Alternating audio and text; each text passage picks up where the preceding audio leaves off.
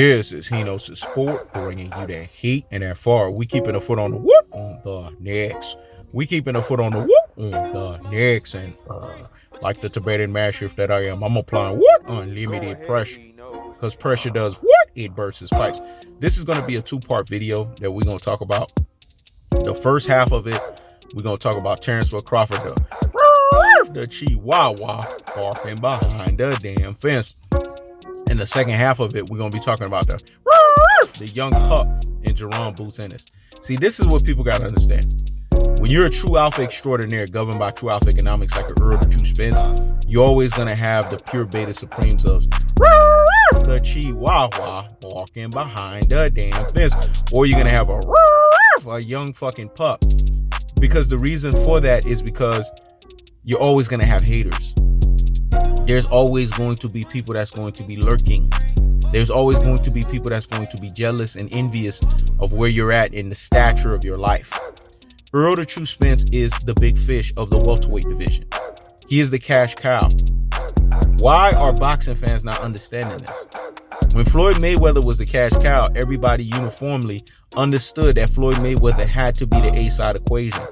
This is what's going on with Errol the True Spence. He has the right to talk in the A-side equation mentality because he's doing all the heavyweight lifting. Name me another welterweight that has fought Sean Porter, Kell Brook, and Danny Garcia. I'll wait for fucking that one. And Lamont Peterson. From 2016 all the way up until fucking now. Throw and sprinkle Mikey Garcia's ass up in that motherfucker. Name me another welterweight that has done that in today's game. You can't name one. So why the fuck can Errol the True Spence not ask for the A-side equation? Your Rudy Poo and Plum Plum brains. Your classic Dotes and your troglodytes. You ultra fanboys with the ultra fanboy rhetoric. Errol the True Spence has every right to ask for the A-side equation. And if Terence Crawford doesn't want to basically bend the proverbial fucking knee to the A-side equation, then Errol the True Spence don't need him. See, this is what people don't understand. Spence never needed Crawford. Crawford needed Errol the True Spence. And I know this is hard for a lot of people to digest this shit. For pure beta supremes, 97% of you motherfuckers on the planet, it's hard for you to digest it. But the true alpha extraordinaires governed by true alpha economics, 3% of the motherfuckers on the planet, like a Hino's Sport, bringing you that what, that heat and that far, and keeping a foot on the what on the X, and keeping a foot on the what on the X, and like the Tibetan mastiff that he is, he's applying what? Unlimited pressure. Because pressure does what? It bursts his pipes. He gets it. And for those who are really true alpha extraordinaires governed by true alpha economics, you get it too. That means you're a real G, a super real G, and an ultimate real G out here in these boxing streets. Errol the True Spence is the A-side. So what the fuck are we talking about here? This is a non-conversation. Matter of fact, this is basically a simple conclusion that you can draw. 60-40 is gracious as fuck. But take it. Let me say it again. 60-40 is gracious as fuck. So take it. Take it or motherfucking leave it. Either way, it's not on Errol the True Spence. You can't sell a cookout, man. Let alone a chicken dinner. So how can you have the audacity and the unmitigated goal for 50-50? Spence is not saying he don't want to fight Crawford. But if he fights Crawford, he's going to get what he should be getting. The lion's share of the income. This is like Floyd Mayweather and Manny Pacquiao all over again. Floyd deserved the lion's share of the income because he did the lion's share of the heavyweight lifting. This is the same thing with Spence and Crawford. So what are you Rudy Poo and Plum Plum brains again? Not getting. What are you classic Dotes and troglodyte? Not getting. Again, what are you ultra fanboys with the ultra fanboy rhetoric? Not getting. Either Crawford tuck fucking tail, bend the proverbial fucking knee like the pure beta supreme he is, and accept the gracious 40%, or there's not going to be no Spence versus Crawford. And you know who you Bud Tards, you know who you Budman fans need to blame for that shit? You need to blame the Chihuahua walking behind the damn fist. You need to blame Terence Crawford's rabbit ass for that shit. Now let's get on to Jaron Ennis. Jaron Ennis got exposed in the Chris Van Hebron fight. I know there's a lot of young pup Jaron Ennis fans. See, if you notice, Errol the True Spence haters, they're always trying to find the next because they could tell the Chihuahua barking behind the damn fence. Terence Crawford is smoking fucking mirrors. So they thought Jaron Ennis was not smoking fucking mirrors. But he's smoking fucking mirrors too. Do you realize him getting the headbutt? There's a lot of motherfuckers in the comment section, but he was dominating the fight until he got the headbutt. Well, he wouldn't have got the headbutt if he fought cleanly, if he boxed cleanly, if he was moving cleanly. Jaron Boots Ennis' footwork is not the best. His footwork is choppy as fuck. I've been watching this guy fight. His footwork allows him to get headbutts. Do you know a lot of fighters, when they get headbutts, it's because of their awkward movement? Andre Berto got headbutts from Sean Porter because he moves fucking awkwardly. If you're moving the right way, then you will avoid headbutts. Now, there are certain headbutts that you can't help. If you're in exchange and a motherfucker ties you up and then they get a quick headbutt like Danny Garcia did for fucking Errol the True Spence, you can't help that shit. Or when Marcos Maidana did it to Floyd Mayweather, you can't help that shit. That shit happens. It comes with the territory. But we ain't talking about that kind of headbutt that happens inadvertently and you just can't see it. We're talking about headbutts that just fucking happen because you have bad fucking footwork. This is what happened. Did I have to spell this shit out for you Rudy Poo and Plum Plum Braids? Did I have to spell it out for you classic Dolce and Troglodytes? Did I have to spell it out for you ultra fanboys with the ultra fanboy rhetoric? The motherfucker got bad fucking footwork. That's why he got the headbutt that stopped the fucking fight. And what we saw in that fight was Chris Van Heeren was tagging his ass up.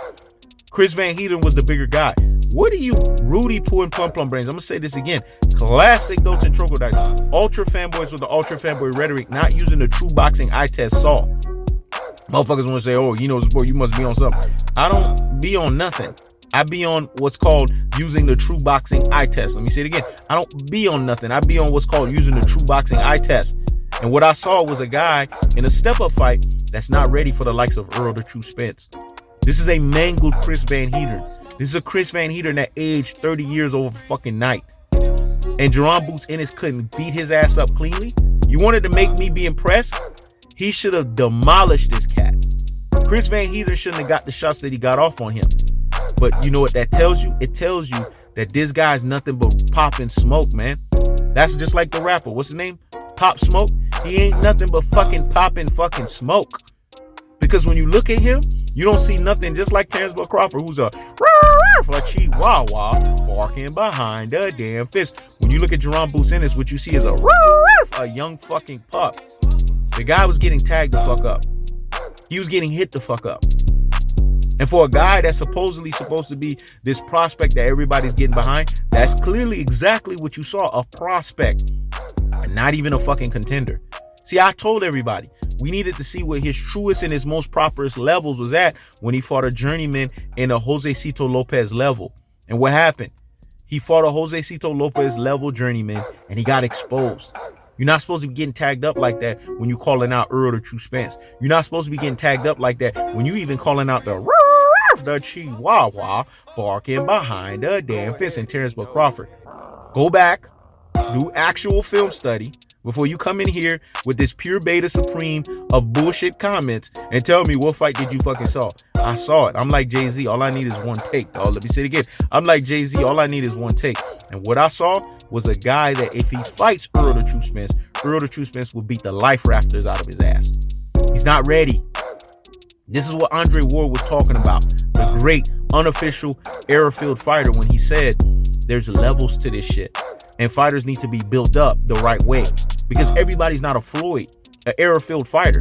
Everyone's not an Andre Ward, an airfield fighter. And everyone is not an Errol the True Spence, an airfield fighter that can actually fight in so many different facets and so many different variations and so many different aspects. And that can fight your fucking fight and beat you at your own shit. They're not like these motherfuckers. So you need to be built up the right way.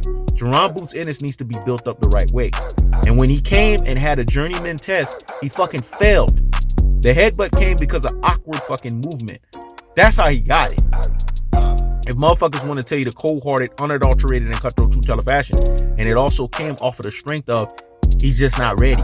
When you getting tagged up like that from a guy that Errol the True Spence beat the boxing life out of, you're not fucking ready. So don't call Errol the True Spence name out. Don't call even the chihuahua walking behind the damn fist and Terence Crawford's name out. Build yourself up. Gird up your loin and get fucking better. This is a lesson for you to get back to the drawing board and learn some fucking shit before you call out the Megalodon shark. Remember, the Megalodon shark has no predators. It is the predator. That's the cold-hearted. That's the unadulterated. And that's the cutthroat true teller fashion. I keeps the foot on the what? On the Knicks. I keeps the foot on the what? On the Knicks. This is He Knows the Sport. Check it out.